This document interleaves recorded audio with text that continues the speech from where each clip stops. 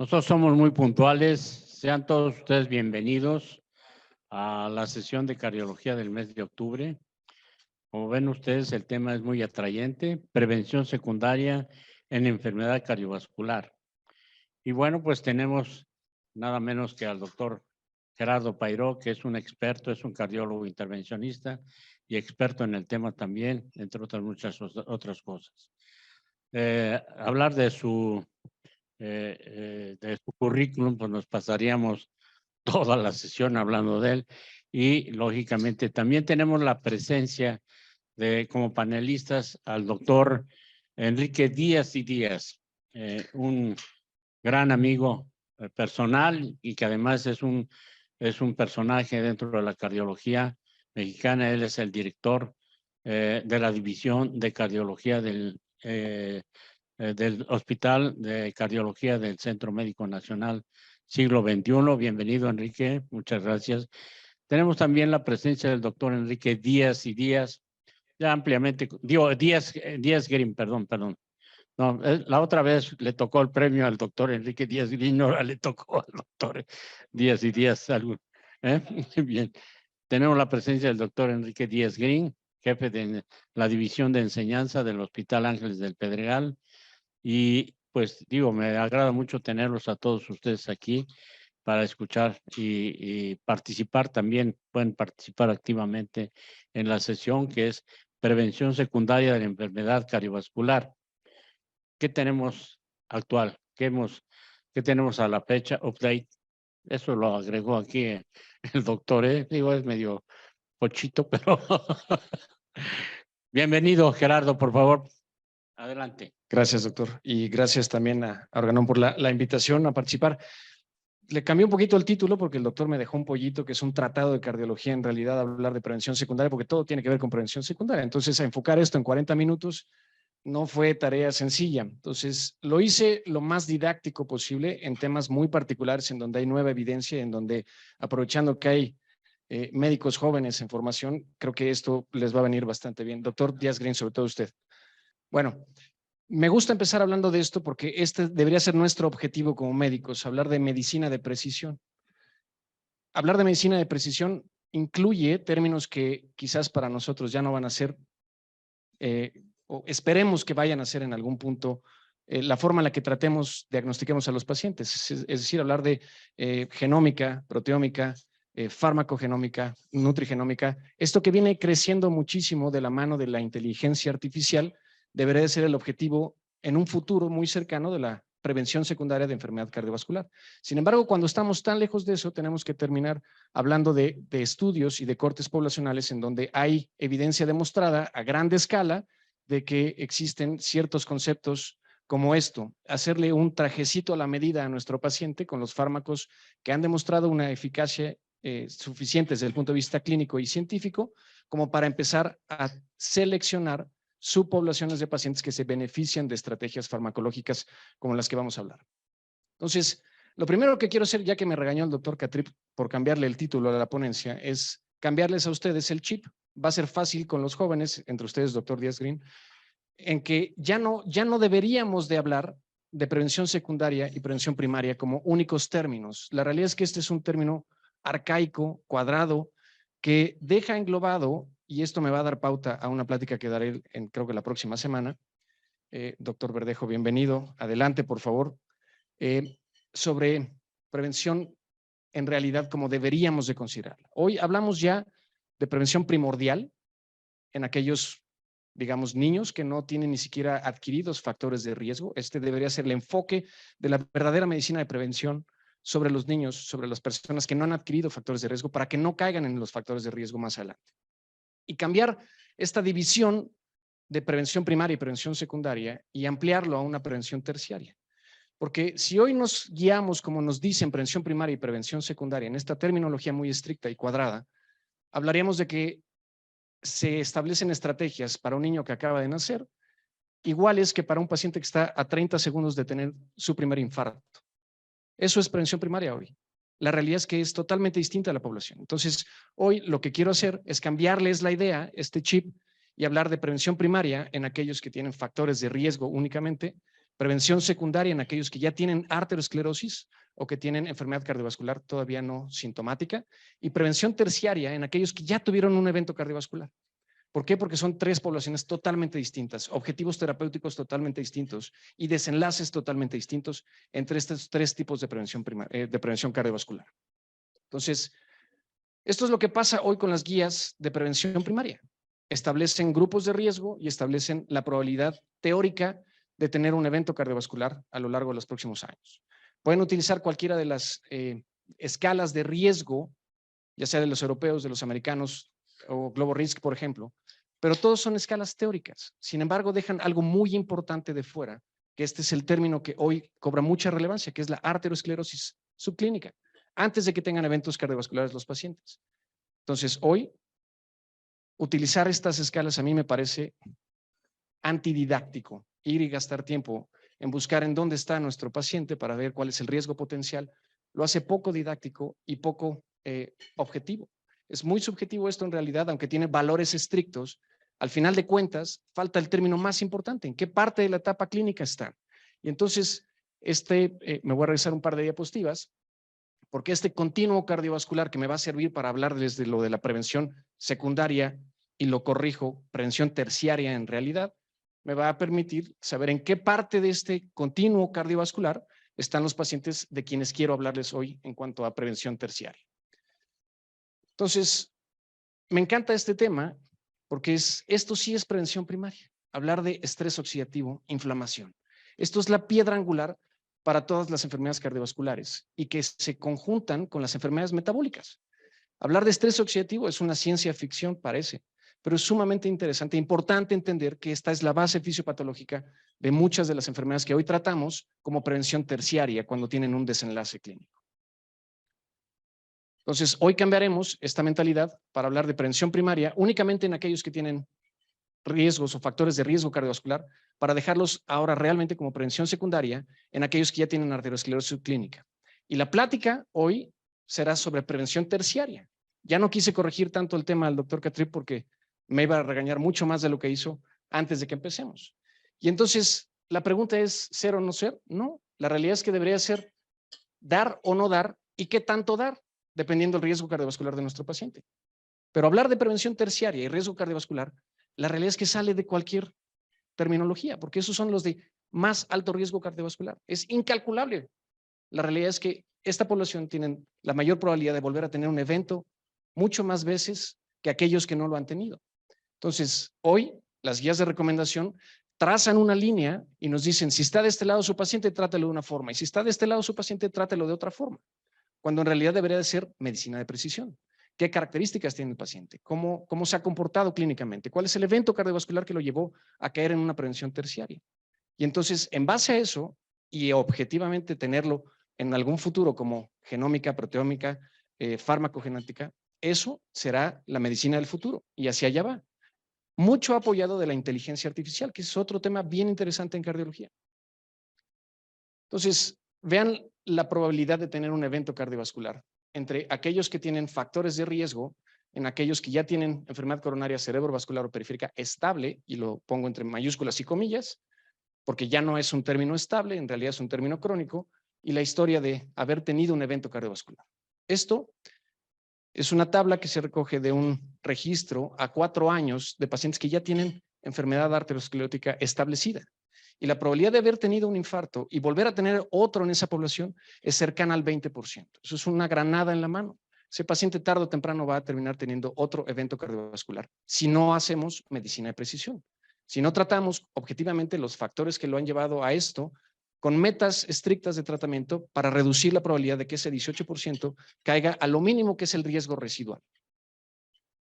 Entonces, hoy puedo hablar de control de factores de riesgo que limitan la progresión de la placa y estabilizar las placas existentes, como prevención de formación de trombos para placas rotas a través de la terapia antitrombótica, hablar de cambios en el estilo de vida, hábito tabáquico, ejercicio regular, dieta saludable, control de peso, apoyo psicosocial. Esto va mucho encaminado a la prevención secundaria y como apoyo a la prevención terciaria, y las medidas, terapias médicas contra control de lípidos, estatinas, combinaciones, nuevas moléculas como inhibidores de PCSK9 o inclisiran, control de hipertensión, control de diabetes a través de insulina o fármacos hipoglucemiantes que han demostrado tener un menor número de desenlaces cardiovasculares.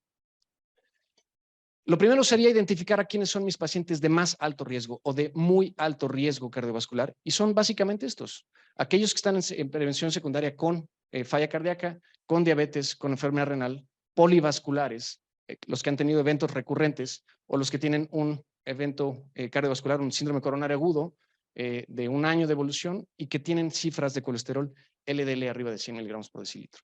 Estos son los pacientes de más alto riesgo cardiovascular que nosotros vamos a tratar, pero desafortunadamente son los más frecuentes en la consulta. Alguna de estas características en sus pacientes que han tenido un evento cardiovascular existe como características de muy alto riesgo cardiovascular. Entonces, las guías de la Sociedad Europea hablan en los síndromes crónicos, coronarios crónicos y los síndromes agudos sin elevación del ST, con estas características de muy alto riesgo, factores que son enriquecedores, y que este término es muy importante ahora que lo empecemos a entender como que añaden un riesgo extra al paciente que ya es de muy alto riesgo cardiovascular. Factores enriquecedores son diabetes, infarto recurrente, enfermedad arterial periférica, falla renal crónica, enfermedad arterial coronaria multivaso, enfermedad prematura o acelerada y una enfermedad inflamatoria sistémica. Estos son los pacientes que características clínicas los hacen de más alto riesgo. Y aquellos que han sido llevados a revascularización, los aspectos técnicos ya cuentan como características de más alto riesgo. Es decir, mucho metal, o sea, más de 3 stents implantados, más de 3 lesiones tratadas en las coronarias, que la longitud de stent sea mayor de 60 milímetros, la historia de una revascularización compleja o que tengan una trombosis de stent. Estas son las características que añaden las guías ahora para considerar a nuestros pacientes de más alto riesgo cardiovascular y ser mucho más estrictos en las metas de tratamiento para ellos. Entonces, yo tengo riesgos residuales, riesgo por niveles altos de colesterol, por niveles altos de triglicéridos, por niveles altos, por LPA, por un riesgo inflamatorio elevado o por un riesgo residual trombótico. Y tengo algunos biomarcadores que me ayudan a tratar de identificar metas de tratamiento, como colesterol LDL, como triglicéridos, como LPA, como proteína C reactiva.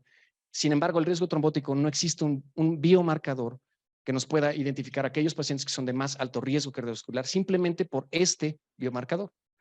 Si yo hablo de riesgo residual desde el punto de vista de colesterol, hay muy buena evidencia a través de estos estudios como IMPROVE-IT, como Fourier, como Spire y todos los Odyssey, de que disminuir los niveles de concentración de colesterol LDL tienen un impacto directo sobre los eventos cardiovasculares.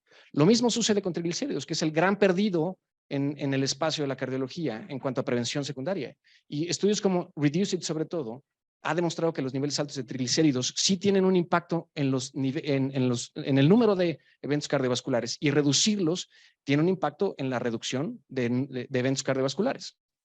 Ahora, en cuanto a LPA seguramente será el marcador del futuro, más allá de colesterol, LDL, no HDL. LPA va a ser el futuro del tratamiento y el futuro del seguimiento como nuevo marcador de riesgo cardiovascular. En cuanto al riesgo residual inflamatorio, esto es algo que casi nadie habla, o sea, y me regresó, la puse exactamente porque la inflamación y este estrés oxidativo es sumamente importante, no solamente en prevención primaria, sino en prevención terciaria. Cantos y Colcott, Cantos con canakinumab y Colcott con colchicina, que lo puse ahorita, es algo que desafortunadamente no permeó tanto en los cardiólogos, un tratamiento tan barato y con muy buenas reducciones en los eventos cardiovasculares de pacientes recientemente infartados. Ahora, ¿cómo reducimos el riesgo de trombosis? Bueno, con el nuevo concepto que quiero que se queden, que es intensificación de terapia.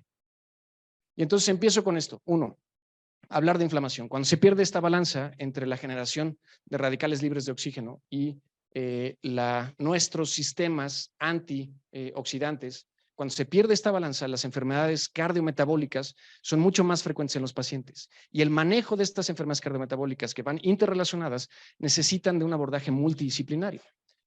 Entonces, este es el primer artículo relacionado con el concepto de que la inflamación, por supuesto que lleva más eventos cardiovasculares. Y podremos discutir sobre la utilidad de proteína C reactiva. Proteína C reactiva tiene un concepto teórico extraordinariamente ligado a un concepto científico. Cuando existe más inflamación, más liberación de interleucinas, me voy a regresar un segundito. Si yo les hiciera una encuesta, ¿quiénes de ustedes utilizan proteína C reactiva como un marcador de riesgo cardiovascular? Probablemente lo veamos en los laboratorios y decimos, pues tiene proteína de 2.4. ¿Y eso qué? O sea, ¿qué tanto es lo que me puede decir esto? ¿Tengo que atacarlo como un marcador y buscar una reducción de proteína C reactiva? La verdad es que pocos lo hacemos. ¿Y de dónde nace esto? Les hago otra pregunta.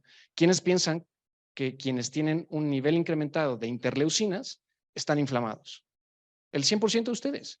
Si yo les digo que interleucina 1 se convierte en interleucina 6 a proteína C reactiva, tiene una total congruencia en la cascada de inflamación. Entonces, esos pacientes que tienen proteína C reactiva alta es porque hay inflamación y la inflamación se ha relacionado con eventos cardiovasculares. Entonces, ¿hay que tratarla? Sí, claro. O sea, es un buen marcador de inicio y es un buen marcador de seguimiento. ¿Pero cómo lo hago? Bueno, por ejemplo, colchicina en pacientes recientemente infartados. Menos de 30 días después del primer infarto, fueron randomizados a dos grupos, grupo de colchicina, dosis bajas, 0.5 miligramos cada 24 horas, para tratar de disminuir los efectos secundarios de la colchicina, versus placebo. Y la reducción de riesgo relativo de aquellos que recibieron colchicina después de un infarto y antes de los primeros 30 días es del 23%. 23% de reducción de riesgo relativo en un paciente que ya tiene tratamiento médico relativamente óptimo porque acaban de infartarse, es una reducción sumamente importante. Entonces, hoy colchicina deberíamos de considerarla como parte del tratamiento o arsenal de tratamiento que debería de irse a un paciente que tiene alto riesgo o muy alto riesgo cardiovascular. Y esos son los infartados. Entonces, ¿podría ser una buena estrategia? Sí. Ahí está la gráfica y no hay duda. O sea, la diferencia empieza a notarse alrededor del tercer mes de tratamiento. Ahí empieza la reducción de la inflamación después del infarto y se sostiene una inflamación muy bajita con niveles de proteína C reactiva bajas. ¿Qué hay en cuanto a la terapia antitrombótica? ¿Dónde lo puedo hacer? Ok, existen básicamente 3 estudios grandes de prevención secundaria, ahora terciaria para ustedes, que es el DAP, es Pegasus y COMPASS. Estos estudios, y dejo Atlas un poquito atrás porque Atlas es el preámbulo de COMPASS con rivaroxaban y aspirina. Estos estudios han demostrado que la intensificación de tratamiento antitrombótico, es decir, añadir o extender la terapia, ya sea dual antiplaquetaria o inhibición dual con rivaroxaban y aspirina, tiene una disminución en eventos cardiovasculares. No voy a hablar de todas porque me tardaría como 3 años aquí hablando, pero estas son las diferencias. Esto es Atlas TIMI 51, pacientes que llegaron con un síndrome coronario agudo, a quienes yo, además del tratamiento con aspirina y clopidogrel, añadí rivaroxaban en dosis bajas, 2.5. Y vean cómo se comportan los eventos cuando yo intensifico mi tratamiento. Hay una reducción en el compuesto de muerte EBC o infarto y de manera independiente muerte y mortalidad cardiovascular y mortalidad general tuvo una reducción estadísticamente significativa y muy importante. Hoy ninguno de ustedes usa rivaroxaban en la fase aguda. Y esto es porque el incremento en el sangrado que produjo asociado a aspirina y a clopidogrel limitó mucho que esto tuviera una indicación clara y estricta. De hecho, ni siquiera está recomendado en las guías como parte de todos los tratamientos o de todos los pacientes que llegan con un síndrome coronario agudo. Es seleccionada para aquellos que tienen una carga alta de trombo como una estrategia que vale la pena utilizar porque sí hay una disminución en mortalidad cardiovascular y en el compuesto de MACE de infarto, muerte o EBC. Entonces, esto dio el preámbulo en la fase aguda para hablar de COMPASS. Y COMPASS trató de buscar esta eficacia en la fase crónica de la enfermedad. ¿Qué pasa con los pacientes que ya tuvieron un evento cardiovascular, es decir, un infarto, que terminan su tratamiento con la terapia dual antiplaquetaria, clopidogrel, aspirina, ticagrelor, aspirina, y que son llevados ahora en la fase crónica de la enfermedad a esta combinación de rivaroxaban y aspirina? Entonces, el estudio buscó lo mismo, muerte cardiovascular, EBC e infarto, y algunos criterios de objetivos secundarios de eficacia, y como objetivo también tenían que demostrar que la reducción, que el incremento en el sangrado no era prohibitivo como lo fue en Atlas TIMI 51. Se buscó utilizar términos como beneficio clínico neto para comparar lo que yo disminuyo en eventos cardiovasculares versus lo que yo provoco en sangrados. Y el estudio fue detenido antes de tiempo porque había una clara diferencia entre los subgrupos de pacientes que tenían rivaroxaban aspirina en dosis de 2.5 con aspirina versus rivaroxaban solo 5 miligramos versus aspirina y placebo. Y vean ustedes la diferencia en mortalidad. Esto es MACE, la reducción del riesgo relativo de aquellos pacientes que recibieron la combinación, pacientes de muy alto riesgo, o sea, son los que más probabilidades tienen de tener un infarto o mortalidad cardiovascular. Se redujo 24% el riesgo relativo. Entonces, hoy, a los pacientes que consideramos de muy alto riesgo, el cambiarlos después de la terapia dual antiplaquetaria a la combinación o a la inhibición dual con rivaroxaban y aspirina parece ser una muy buena estrategia. ¿Por qué? Porque sí hay una reducción estadísticamente significativa en el MACE. Entonces, ¿qué impacto tuvo el hablar de esta intensificación de tratamiento? Bueno, ya las guías desde el 2019 nos dicen, bueno, abusados, pacientes que son de muy alto riesgo cardiovascular, que tienen estos criterios de enriquecimiento, pero que no tienen un alto riesgo de sangrado, usted debería de considerar intensificar tratamiento, intensificar terapia antitrombótica. ¿Con qué? Bueno, le dan 4 opciones: clopidogrel, prasugrel, ticagrelor y rivaroxaban. La evidencia clínica que hay detrás de clopidogrel y ticagrelor es después del infarto y como una terapia extendida hasta 30 meses después. Lo que hace la diferencia con COMPASS es que incluyeron pacientes que tenían 10 años de haberse infartado, pero que considerablemente tenían características que los hacían de muy alto riesgo, sobre todo en enfermedad arterial periférica, enfermedad multivascular, enfermedad carotídea, falla renal y diabéticos, son los que más beneficio tuvieron sobre la combinación de rivaroxaban con aspirina. Entonces, en esa subpoblación de pacientes que son de muy alto riesgo cardiovascular, agregarlo vale la pena sin duda alguna. Y les pongo esta tabla porque yo creo que ver los datos duros siempre vale la pena. Cuando yo comparo MACE, por ejemplo, en pacientes que ya tienen tratamiento médico óptimo, porque aquí ya son post-evento, o sea, es en la fase crónica después de un infarto o de tener falla cardíaca o de tener falla renal, la reducción en MACE de la combinación de rivaroxaban y aspirina reduce 24%. Reducir una milimola, o sea, 32 miligramos por decilitro de colesterol, reduce 21%. Pero en COMPASS ya tenían el 80% de ellos tratamiento con estatinas. Disminuir 10 milímetros de mercurio tiene una reducción del 20% de MACE, lo cual es extraordinariamente bueno. Dar IECAS, básicamente lo mismo. Inhibidores de ISGLT2 como empagliflozina reduce 14% el MACE. Y dar inhibidores de PCSK9 como alirocumab o evolocumab alrededor de 14%. Entonces, la potencia de intensificar tratamiento va directamente a los eventos prevenidos. Entonces, el beneficio clínico neto de añadir rivaroxaban a la aspirina, que es lo que todo el mundo hacemos, termina sus 12 meses después de un infarto, le quito el clopidogrel, lo dejo con aspirina. El añadir rivaroxaban, reducción del 24% de MACE. Ahora, ¿qué hay de nuevo en hipolipemiantes?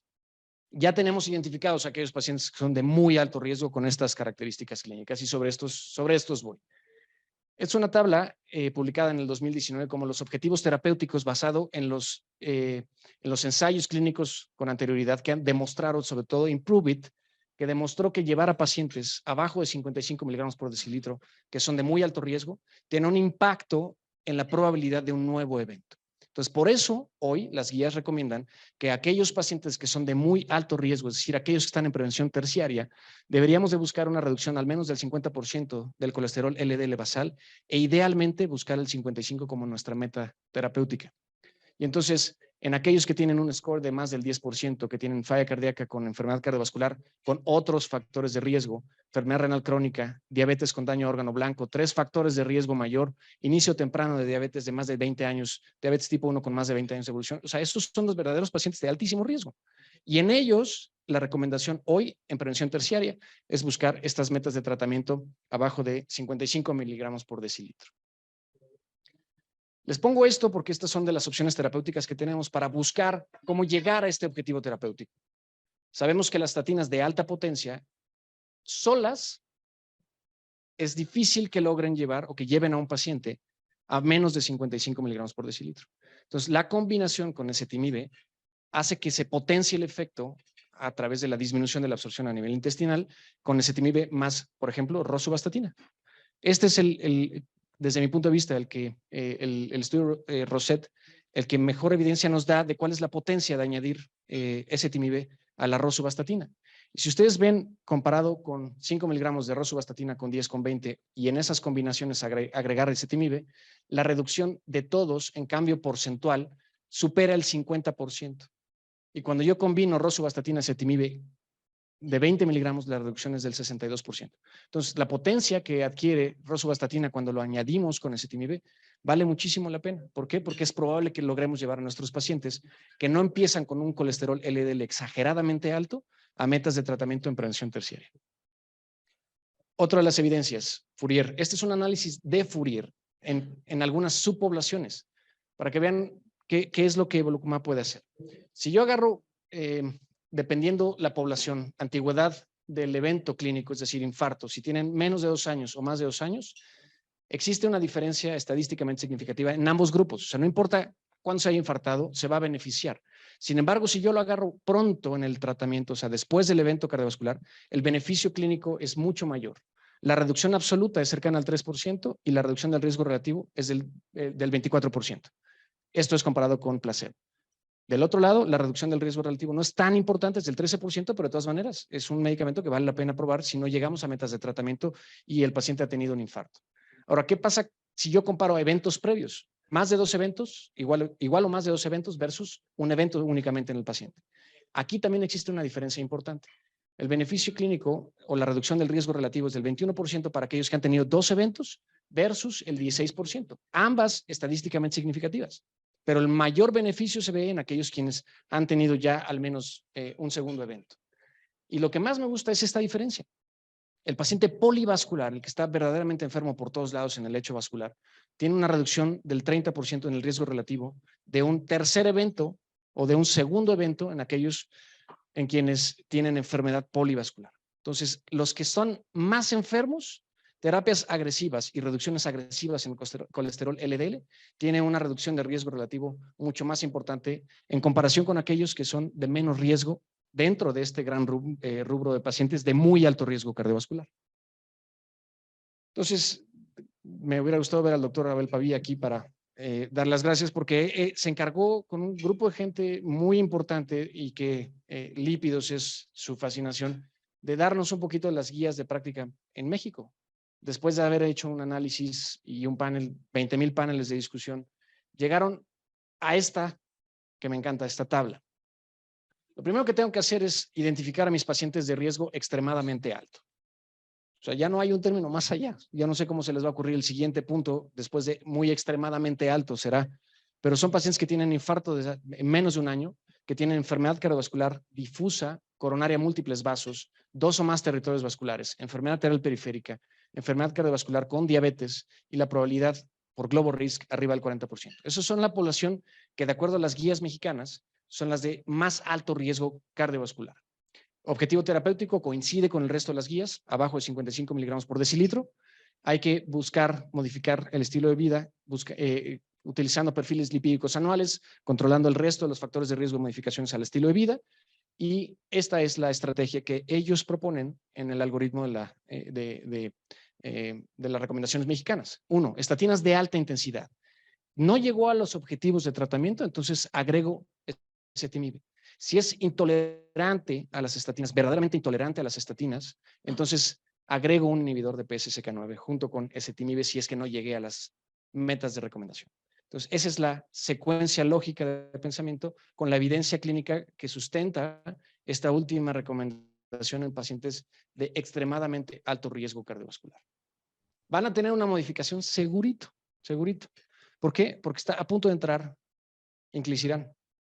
Y desde mi punto de vista, quienes están a punto de salir son los inhibidores de PCSK9, porque la diferencia entre la frecuencia de aplicación va a hacer que seguramente este medicamento, inclisiran, tome a aquellos pacientes a quienes ya teníamos nosotros con inhibidores de PCSK9, a llevarlos a este paso previo en la formación de PCSK9 a nivel hepático, que tiene la misma potencia y que los estudios Orion 10 y Orion 11 demostraron una reducción extraordinaria en pacientes que no estaban tan mal controlados desde el punto de vista de lípidos. Pero darles inclisiran, por ejemplo, la proporción de pacientes que yo logro llevar abajo de 50 miligramos por decilitro versus dejarlos solamente con estatina es 58 versus 2. O sea, la potencia de estos medicamentos van a hacer que sean piedra angular en un futuro, asociado a la combinación de estatinas con ezetimibe. Esa va a ser, digamos, la cartera de salida del paciente. ¿Por qué? Porque la reducción en eventos cardiovasculares hace que en aquellos pacientes que son verdaderamente de extremadamente alto riesgo, valga la pena probar. Ahora, ¿qué hay en diabetes? Y lo sumo en una sola tabla. Dejé fuera los inhibidores de SGLT2 porque los puse en el rubro de insuficiencia cardíaca, evidentemente. Pero aquí, por ejemplo, las guías llegaron a la recomendación en pacientes diabéticos qué fármacos deberíamos de utilizar. Bueno, la recomendación de aquellos pacientes que tenían enfermedad cardiovascular, o sea, enfermedad coronaria, que lograron a través de los buenos resultados de LEADER con liraglutide, de Sustain 6 con semaglutide y de Excel con exenatide, hacen que las recomendaciones hoy en los pacientes diabéticos que tienen enfermedad cardiovascular sea un fármaco que deberíamos de buscar. Se receta muy poco en realidad por los cardiólogos porque son inyectables. Y eso es lo que ha hecho que nos alejemos un poquito todavía de entrar con tranquilidad. El cardiólogo no se siente tan cómodo de recetar esos medicamentos. Ya viene semaglutide oral, sin embargo, no tuvo los mismos resultados tan impresionantes que obtuvo Sustain 6. Pero de todas maneras, el mecanismo de acción tiene lógica y seguramente empezaremos a probar nosotros cardiólogos, los pacientes de muy alto riesgo cardiovascular, semaglutide oral, seguramente después de esta plática. Ahora, ¿qué hay en falla cardíaca? En falla cardíaca quizás es la rama de la cardiología que más crecimiento ha tenido en los últimos 5 años. ¿Por qué? Porque la evidencia que dieron los primeros estudios con inhibidores de SGLT2 hicieron, y asociados a la combinación de sacubitril-valsartán, hicieron que falla cardíaca volviera a recobrar importancia al menos porque podíamos modificar los desenlaces. Hubo una época de oscurantismo en la insuficiencia cardíaca en donde no había nada que modificara más allá de los beta bloqueadores, los IECA y los antagonistas de aldosterona, que modificara la sobrevida de los pacientes que tenían insuficiencia cardíaca.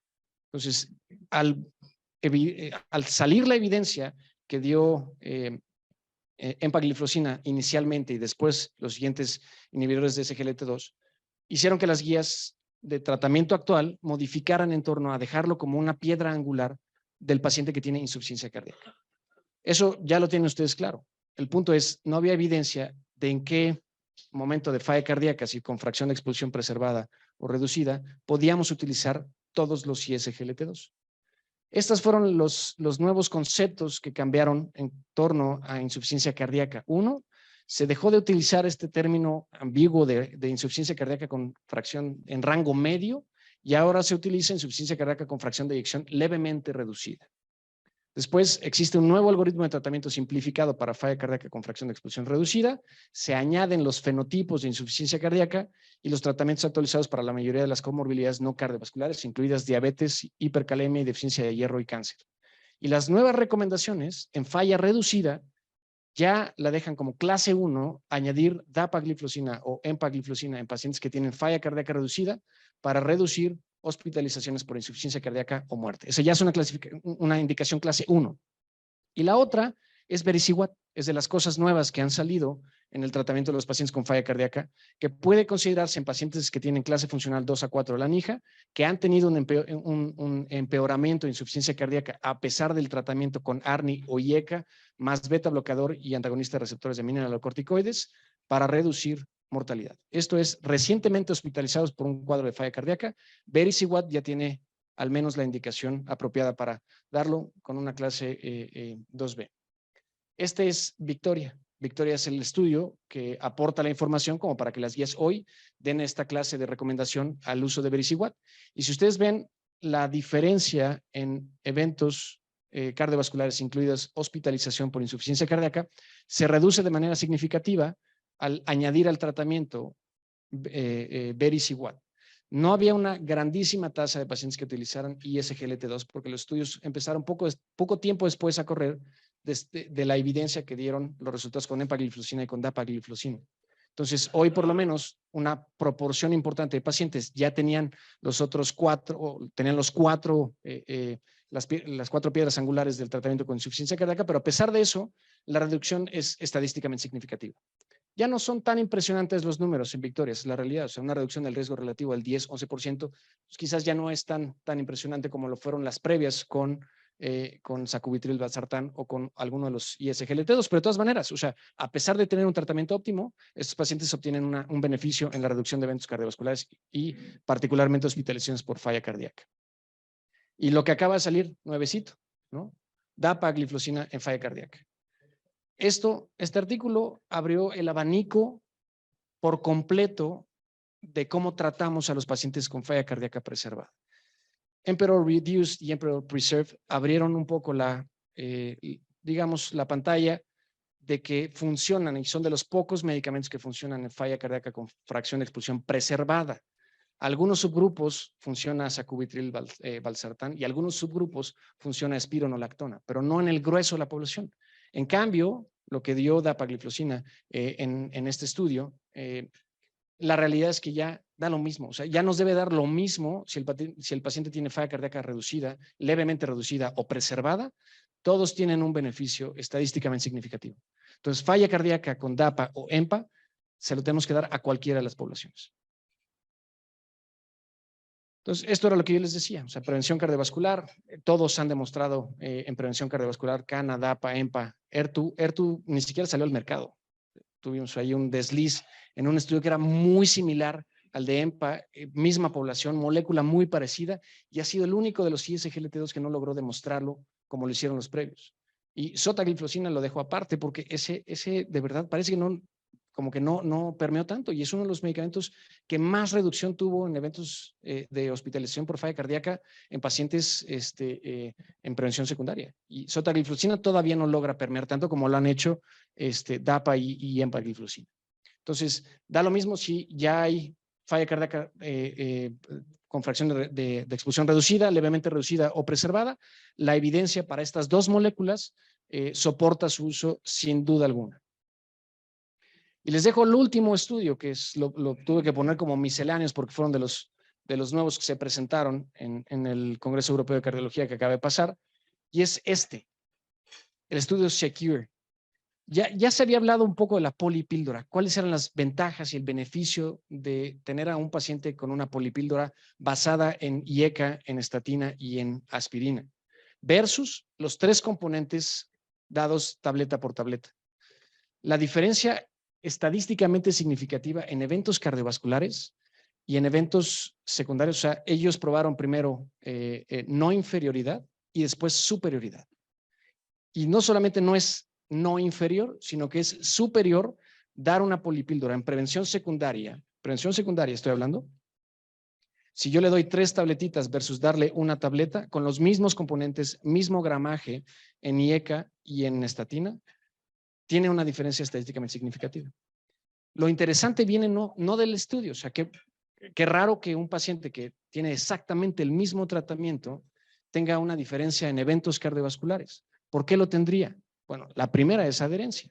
Y todo el mundo dice, bueno, sí, la adherencia. Bueno, sí, pero la adherencia ¿a qué? ¿A la estatina o a la aspirina? ¿O al antihipertensivo? Les respondo rápido. Niveles de colesterol LDL entre grupos son exactamente iguales. No hay una diferencia estadística en niveles de colesterol LDL. No hay diferencia estadística en niveles de presión entre grupos. Entonces, no estuvieron mejor controlados, pero sí tuvieron menores desenlaces. Entonces, parece ser que la única explicación lógica que hay ante esto es el uso de aspirina.